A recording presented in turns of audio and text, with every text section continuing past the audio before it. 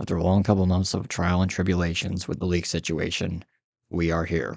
Finally, at long last, our patience has paid off. Here's the news you've all been waiting to hear. We finally have an official release date for the Paw Patrol Mighty movie trailer. It seems like that poster that was revealed the day before was a sign of things to come. Go figure. Not only that, but we have a few scenes from the movie to get into, including new character reveals, plus a very important voice actor confirmation. With that all said, let's talk about what was unveiled today. All of what I'm about to show in this video was shown off by ET Online. I will link an article in the description below so you can check it over for yourself. The article reports that the Mighty movie trailer will drop on Monday, June 12th at 6 a.m. Pacific Standard Time. For those who are in the US, here is a rundown of each time zone. I'm in the Eastern Standard Time Zone, so for me it will drop at 9 a.m. And if you're in Central, 8 a.m., so on and so forth. So 3 more days until the trailer. It's a good thing as we won't have to wait as long for it, but prepare yourself for the longest 3 days of your life. I know I am. Plus, with the date being closer, the anticipation is going to be through the roof. Can't wait to see what this trailer has in store for us. On top of this, as I mentioned earlier, the trailer release date wasn't the only thing we got from this article. We got images from the movie as well, starting with everyone's favorite poodle, Dolores, or commonly referred to by her real name, Brush. I'm not being generous today. Anyway, the main takeaways from this scene are Dolores having less detail on her fur in this. I don't know if it was the fact that this isn't a close-up shot like we've seen with Dolores in the first movie, but that's not the important part. The question of this we need to ask ourselves is, what is Dolores looking at? The main prediction I have is something Humdinger and Victoria Vance are doing. I think it's obvious. Or could it be what's going on in this next scene, which as you can see features 2 of the 3 new pups we're getting in the sequel. Both are Pomeranians and are members of the Junior Patrollers. And one of the one on the right in yellow is named Minnie, who will be voiced by Kim Kardashian's daughter, Northwest. And the one in blue on the left is Nano, who will be voiced by Alan Kim. So 1 male member and 1 female member at the moment for the Junior Patrollers.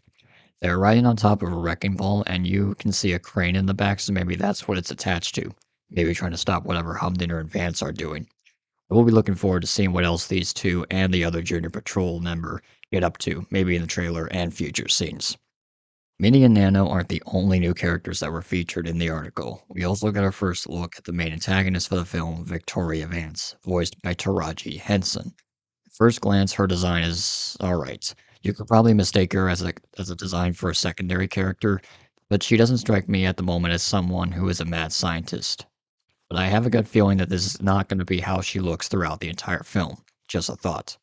And if you notice there is this glowy object on her, we'll discuss about what this could be in just a few. It's a bit hard to tell where Vance is in this scene, maybe in her base of operations, and on the object on her left, there appears to be a logo of some kind. Maybe the Mighty Meteor, or maybe Vance's own logo, though it's only showing half of it, so it's kind of hard to tell. After this, we have the penultimate scene featuring the pups, including Liberty in their Mighty Pup suits, in what seems to be the vehicle bay from wherever their base of operations is. It doesn't appear to be the lookout tower, so we could see a new vehicle, possibly where they deploy their vehicles, similar to how the sub-series does things for some of them. As for the suit designs, I think they're alright so far. The glow up around the suits is a nice touch. However, I feel like these are a bit too generic compared to the other Mighty Pup suits from the series, where they had personality. I wish they could have stuck a little bit closer to what the original Mighty Pups were in terms of their suits, but I don't blame them for having to try something new. So to make this short, I think these are better than the Super Claus suits, but not as good as the original Mighty Pup suits from the TV movie. That might be a bit of a hot take, so feel free to disagree on that if you wish. But the one thing for me that made the original suits so unique to begin with that isn't featured on the new ones is the Mighty Pup badges. And as you can see, Rubble, Chase, and Skye's badges are on the doors, presumably to their vehicles, and will be on the vehicles, but not on the suits. I'm a little disappointed that they did this. Again, it's what made the Mighty Pup suits unique and gave them their own personality. These badges that you can see, of course, are different than the ones we saw with the old suits. Rubble and Skye's are the only ones we can see clearly. Skye's has been changed to a wing, and Rubble's is like a smashed up rock, I'm guessing. I don't know what it is, it's, again, hard to tell. But as for Skye's in particular, they gave her a wing, which in the original, her tag was a tornado, so I don't think they got rid of her tornado ability for anyone that's wondering, but it would be surprising if they did. But other than that, in my opinion, I like Rubble's new tag. For Skye's, it's hard to say. I like the tornado due to it being our main power in the original Mighty Pups, but I like the wing as well due to her ability to fly as well as being the flying pup. Now, on to the last scene, and before I get into this one, it has been confirmed in this article that Mechanic Grace is going to be voicing Skye in the Mighty movie. It has been speculated for months since the castless announcement that she was going to voice her. Now it's finally been confirmed. Besides that, let's take a look at the final scene, and we can see Skye looking at a crystal glowing with her respective color, that being pink. I'm assuming the crystal is where Skye and pups get their powers from. Going back to Victoria Vance, the crystal looks a little bit similar to the one Skye is looking at. But overall, this crystal thing would be an interesting switch up as, in the original, the pups got their power specifically from the meteor and fragments of the meteor. These crystals could be inside the meteor and would explain why all those colors were appearing in the Mighty Movie poster from the beginning.